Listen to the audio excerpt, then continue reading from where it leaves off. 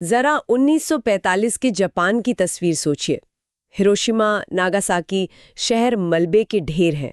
अर्थव्यवस्था पूरी तरह तबाह हो चुकी है और लाखों लोग बेघर और बेरोजगार हैं। अब आज के जापान के बारे में सोचिए। बुलेट ट्रेन, टेक्नोलॉजी, दुनिया की सबसे बड़ी अर्थव्यवस्थाओं में से एक। तो सवाल ये है कि राख के ढेर से ये कामयाबी की कहानी लिखी कैसे गई? क्या ये वाकई कोई चमत्कार था या इसके पीछे कोई सोची समझी रणनीति थी? आज हम इसी सवाल की तह तक जाएंगे। हमारे पास जो स्रोत हैं वो इस कहानी के दो बिल्कुल अलग पहलू दिखाते हैं। एक तरफ है हैंस ब्रिंकमैन के संस्मरण है।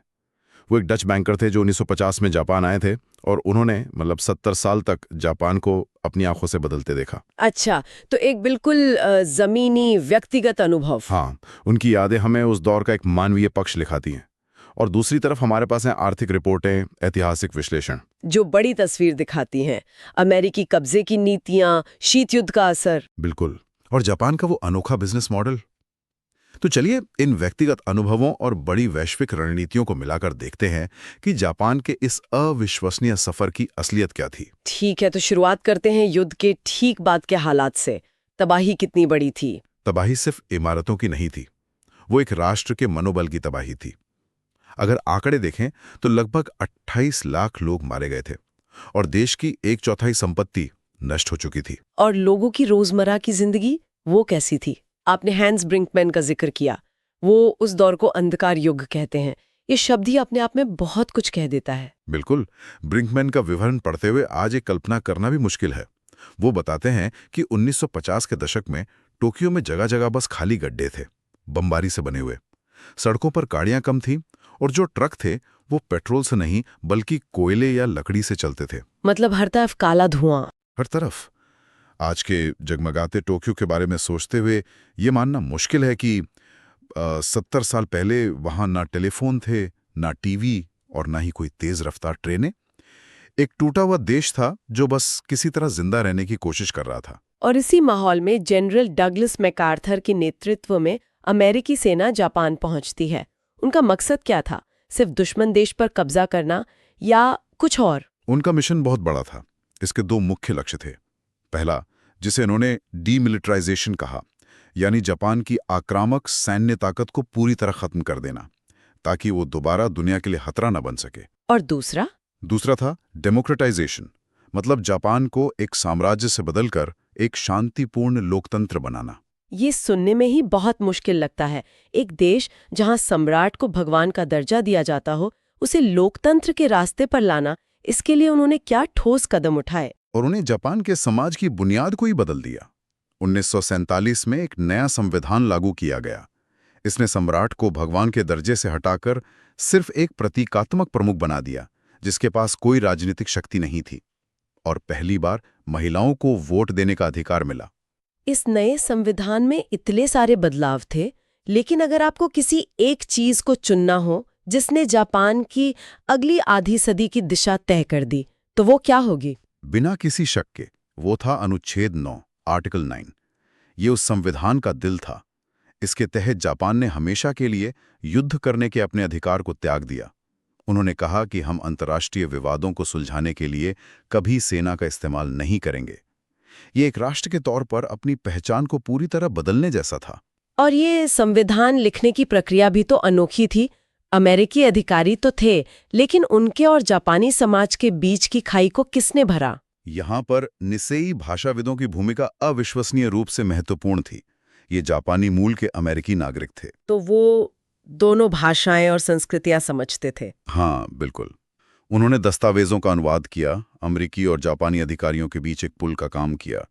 एक अमेरिकी जनरल ने तो यहाँ तक कहा था कि एक निसेई विशेषज्ञ एक पूरी इन्फेंट्री बटालियन के बराबर था। उनकी मदद के बिना शायद इतना सफल बदलाव मुमकिन ही नहीं होता। ठीक है, तो राजनीतिक और सामाजिक स्तर पर बड़े बदलाव हुए, लेकिन अर्थव्यवस्था का क्या? युद्ध को हवा देने वाले बड़े बड़े कॉर्पोरेट घराने, जिन्हें ज़ाइबात्सु कहते थे, उनका क्या हुआ? उन्हें तोड़ दिया गया। अमेरिकी अधिकारियों का मानना था कि यही वो मुट्ठी भर परिवार थे जिन्होंने जापान को युद्ध की आग में झोंका था। इसलिए इन बड़े औद्योगिक समूहों को छोटे छोटे हिस्सों में बांट दिया गया ताकि बाजार में प्रतिस्पर्धा बढ़े और सत्ता कुछ हाथों में सिमट कर ना रह जाए। तो उन्होंने बड़े उद्योगों को तोड़ा और मजदूरों को अधिकार दिए। लेकिन जापान की ज्यादातर आबादी तो गांव में रहती थी। उन किसानों का क्या हुआ जो सदियों से जमींदारों के नीचे दबे हुए थे? क्या उनके लिए भी कुछ बदला? ये एक क्रांतिकारी कदम था। कब्जे से पहले ज्यादातर जमीन कुछ बड़े जमींदारों के पास थी और किसान उस पर सिर्फ मजदूरी करते थे। नए भूमि सुधारों के तहत सरकार ने ये जमीन उन किसानों को दे दी जो असल में उस पर खेती करते थे। मतलब जो जमीन जोतता था वही उसका मालिक बन गया? हाँ, नतीजा ये हुआ कि रातों रात लाखों किसान अपनी जमीन के मालिक बन गए। 1950 तक 90% खेती की जमीन उन किसानों के पास थी जो उसे जोतते थे। इसने ग्रामीण जापान की पूरी तस्वीर ही बदल दी। एक मिनट, तो अमेरिका ने पहले जापान को पूरी तरह से निहत्था किया, उसकी सैन्य ताकत छीनी, बड़े उद्योगों को तोड़ा और फिर कुछ ही साल बाद उसे अपना सबसे बड़ा सहयोगी बना लिया। ये तो बहुत बड़ा यू टर्न है। ऐसा क्यों हुआ? यही इस कहानी का सबसे दिलचस्प मोड़ है। इसे रिवर्स कोर्स कहा जाता है और इसकी वजह थी शीत युद्ध का डर। देखिए, 1949 में चीन में माओ सत्ता में आ चुके थे। पूरे एशिया में साम्यवाद फैलने का डर था। अच्छा। तो अमेरिका को अचानक एहसास हुआ कि जापान को सजा देना उतना जरूरी नहीं है जितना उसे एशिया में एक मजबूत पूंजीवादी किले के रूप में खड़ा करना है। इसी डर ने रिवर्स कोर्स को जन्म दिया। और फिर 1950 में कोरियाई युद्ध छिड़ गया, जो जापान के लिए एक छिपा हुआ वरदान साबित हुआ। बिल्कुल, जापान युद्ध में सीधे तौर पर शामिल नहीं था, लेकिन अपनी भौगोलिक स्थिति के कारण वो संयुक्त राष्ट्र की सेनाओं के लिए मुख्य सप्लाई सेंटर बन गया। अमेरिकी सेना ने जापानी फैक्ट्रियों को ट्रक, यूनिफॉर्म, दूसरे सामानों के लिए अरबों डॉलर के ऑर्डर दिए। इसे स्पेशल प्रोक्योरमेंट कहा गया। रातों रात बंद पड़ी फैक्ट्रियां फिर से चालू हो गईं और अर्थव्यवस्था को ऐसा बूस्ट मिला जिसकी किसी ने कल्पना भी नहीं की थी। तो एक तरह से कोरियाई युद्ध ने जापान के आर्थिक इंजन को फिर से स्टार्ट कर दिया। एकदम। तो ये बाहरी मदद और किस्मत का खेल था, लेकिन क्या जापान की अपनी कोई रणनीति नहीं थी? नहीं, जापान की अपनी रणनीति बहुत मजबूत और स्पष्ट थी। यहां हमें योशिदा सिद्धांत को समझना होगा। उस वक्त के प्रधानमंत्री शिगेरू योशिदा की नीति बहुत साफ थी। क्या थी वो नीति?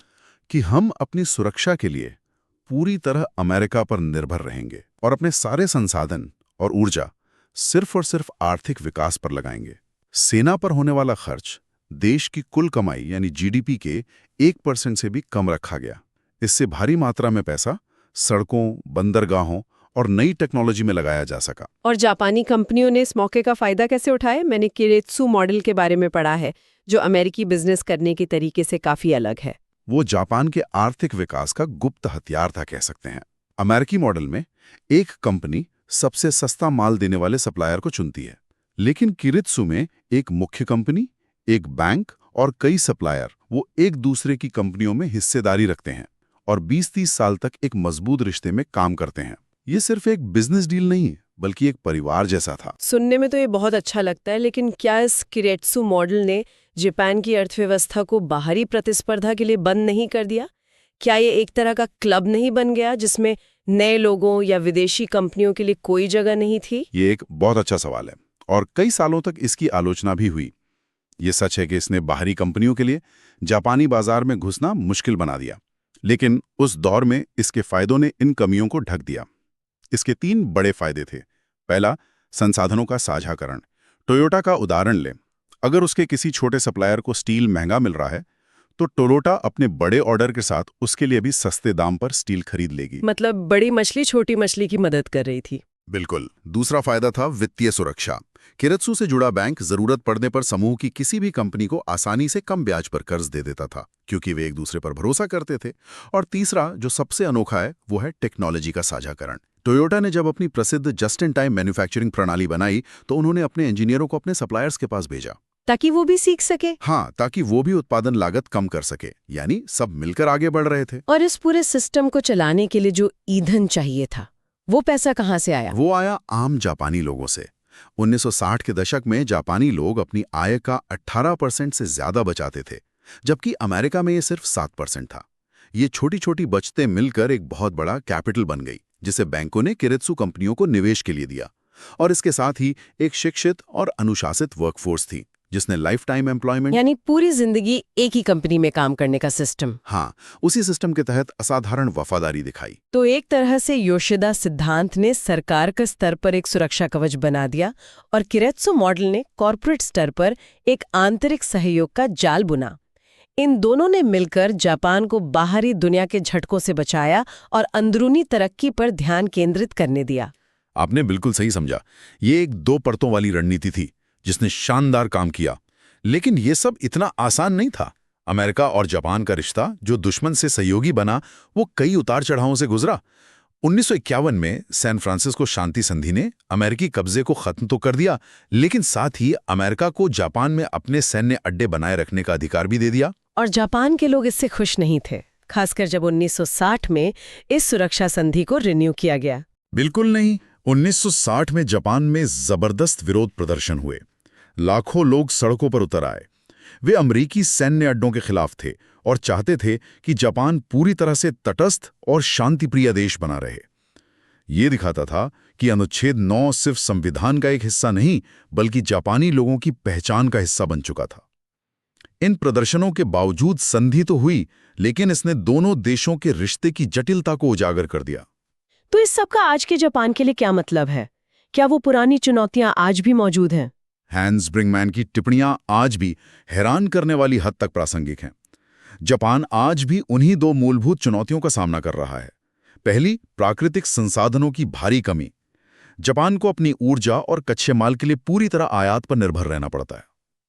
और दूसरी चुनौती उसके पड़ोसी हैं, जिनके साथ रिश्ते हमेशा से तनावपूर्ण रहे हैं। हाँ, चीन और दक्षिण कोरिया के साथ जापान के संबंध आज भी नाजुक हैं और इसकी जड़ें इतिहास में हैं। युद्ध के घाव अभी तक पूरी तरह भरे नहीं हैं। ये ऐतिहासिक विवाद आज भी इतने जिंदा क्यों हैं? इसकी सबसे बड़ी वजह है युद्ध अपराधों और माफी को लेकर अलग-अलग नजरिया।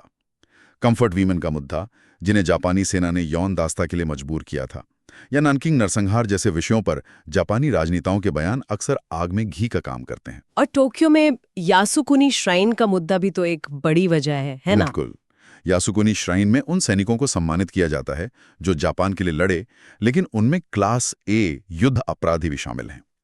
जब भी कोई बड़ा जापानी नेता वहां जाता है, तो चीन और दक्षिण कोरिया इसे इतिहास को नकारने और सैन्यवाद को महिमा मंडित करने के तौर पर देखते हैं।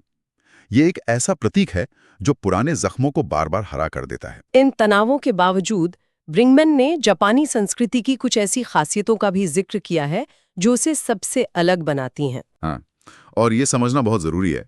उन्होंने 2 बातों पर जोर दिया। पहली, मध्य मार्ग खोजने में विश्वास। जापानी समाज में सीधे टकराव से बचा जाता है। कोशिश होती है कि बातचीत से कोई ऐसा रास्ता निकाला जाए जिस पर सब सहमत हों। इसे सद्भाव या वाह की भावना कहते हैं। और दूसरी खासियत? दूसरी है धर्म के आधार पर संघर्ष करना होना। जापान में शिंटो और बौद्ध धर्म सदियों से शांति से एक दूसरे के साथ मौजूद हैं। लोग अक्सर दोनों ही धर्मों की परंपराओं को मानते हैं। ये दुनिया के उन कई हिस्सों से बिल्कुल अलग है जहां धर्म के नाम पर गहरे और खूनी संघर्ष हुए हैं। ये सामाजिक स्थिरता जापान की एक बहुत बड़ी ताकत रही है। तो आज के इस गहरी पड़ताल को समेटते हैं। वापस उसी सवाल पर आते हैं, जापान का उदय चमत्कार था या रणनीति? ऐसा लगता है कि ये किसी एक चीज का नतीजा नहीं था। बिल्कुल, ये एक जटिल मिश्रण था। इसमें अमेरिका के बदलते रणनीतिक हित थे, जिसने जापान को एक मौका दिया।